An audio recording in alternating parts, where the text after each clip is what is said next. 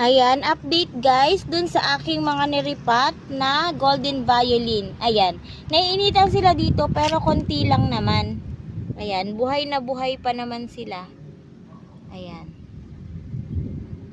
At saka itong ilang ating subastatum.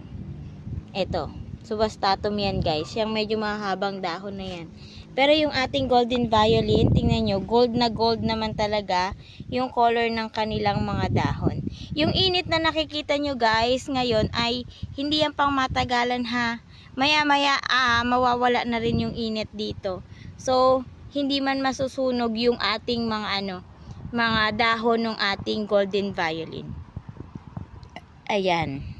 Basa sila kasi nag-ulan dito sa amin. Ayan. Hindi ko pa rin pala sila na-applyan ng fertilizer. Hindi ko pa rin po pala sila na-applyan ng fertilizer.